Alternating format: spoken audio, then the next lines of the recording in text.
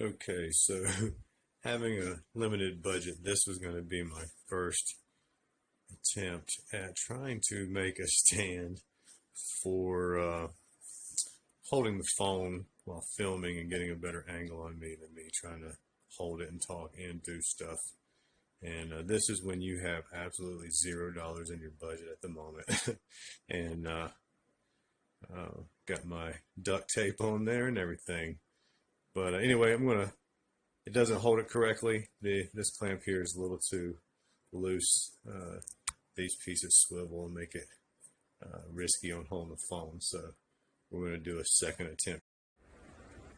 Alright, so here we go. This one, I'm using my wife's phone as the guinea pig on this. So this one is just a couple of vice clamps.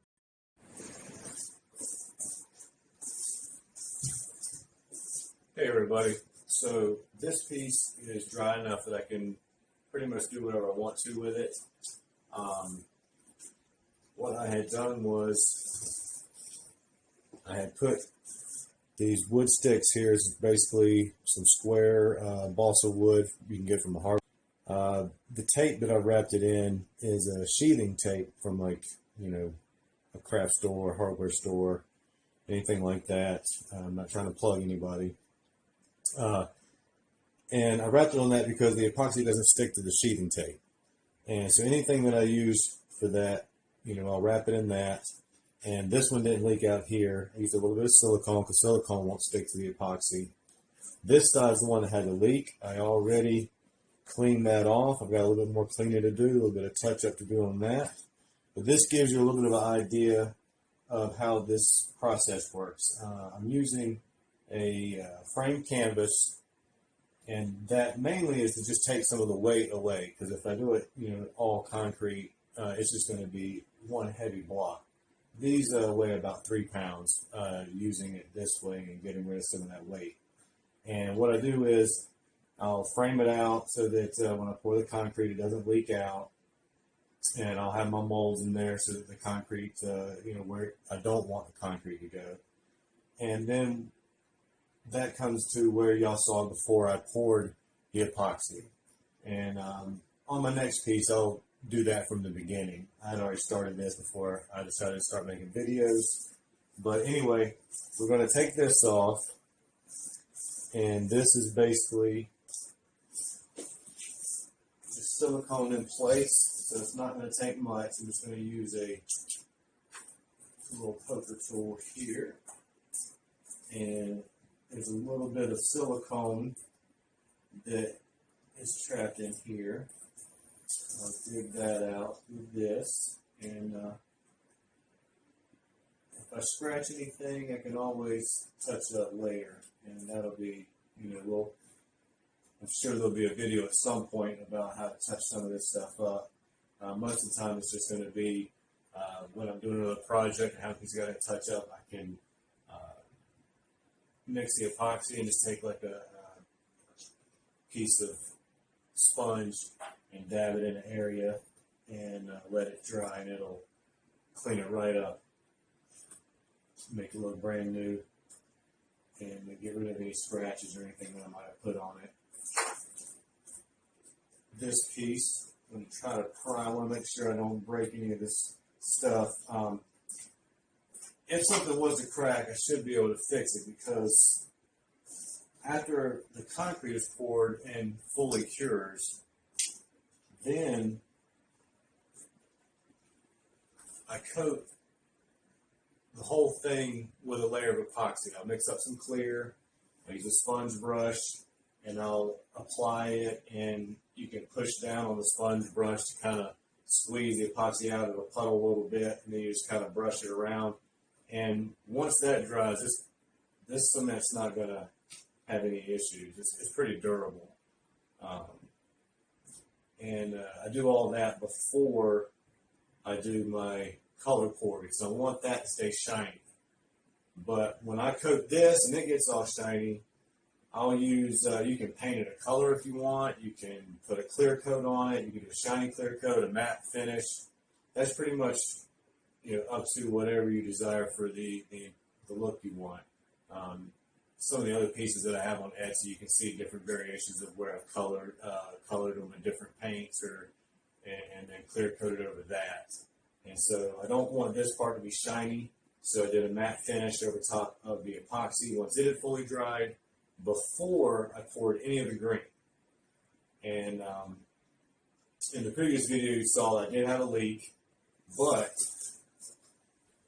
that actually led to, there was a leak on this one that was underneath here, and that caused everything to start to run. And so I got some really good effects here, and that is going to lead to something I want to talk about in this video as well, as what I was going to name this.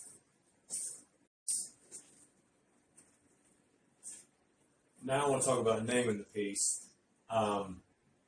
This is part of the series Art for AI, which again is just a loose concept of creating art for artificial intelligence. And this one I wanted to go in the direction of when we do artwork for people, we do plants, flowers, all kinds of landscapes and stuff. So this one, I wanted to do something that would represent nature in some form. And I hadn't thought much more about it other than I was going to probably use green and then come up with some kind of title. I thought about something to do with forest or whatever, just to give the impression that this is, to resemble a forest or some kind of landscape for AI purposes in an abstract way. Sometimes I'll move into a project and I've maybe got a concept for what I want to do or a look I have, and then I'll figure out, some kind of name while I'm working on it. It might come to me. Other times I'll have a plan. It'll be thought out. This one, it hadn't gone much further other than I knew it was going to be something that was going to be representation of nature in some way for the AI purpose. And when I was looking up some concepts, I remember hearing about that tree root systems and fungal systems have a form of communication.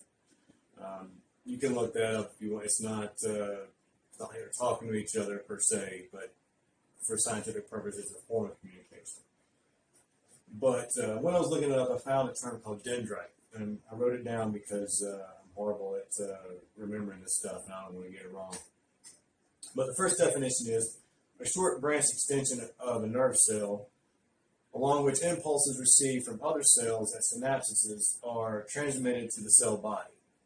And then the second definition is a crystal or crystalline mass with a branching tree-like structure. So even in the definition here for dendrite, we've already got brain cells mixed in, a word that they picked just because the whole thing looked like a tree root system. The scientists, when they saw these extensions on the nerve cell and they saw that it looked like a root system, they came up with the term dendrite because the root word for dendrite is dendron, which is the Greek word for tree. And so that was already a tie-in, and I was like, it couldn't be more perfect for the whole, to wrap up in a nutshell the idea I was thinking of with the piece anyway. And if you look up dendrite and look up like nerve ending cells, it is very similar to how you have these running streaks in here. So I figured that was a perfect title for it. Let's see if I can get this on here and show it. Yeah, some of those there. And one cool thing about what I'm going to do next is I'm going to mix up some clear just to cover this. When I first poured it and it leaked, some of it ran out and lowered the level. So I've got a big gap here, and also I didn't cover it, so any little speck of dust that landed on it kind of forms a little lump, and it becomes noticeable at certain angles. But if I pour a thin layer of clear over it, it'll brighten it up. It will also magnify some of the details in here. It'll fill in that depth a little bit, and I can also cover it while it's drying, and it'll give it like a glass-like finish. And then, if you can see this here, when I dammed it up, the epoxy, it kind of hugs the edge of the wall, and so you get a little bit of a lip that runs around. and this one has it here too. You can see that there. So I won't have to dam this up for pouring this last layer clear. We're going to do it. It's a technique called doming. Sorry, I'm from the South, so some of this stuff gets run together. But it's called doming, and basically what it is the thin layer I pour over here is not going to go over top of that, and as well as you could even pour it on a flat surface, and just like water and everything else, there's a certain point where the tensile strength of the edge of the liquid is kind of going to form like a little bit of a dome.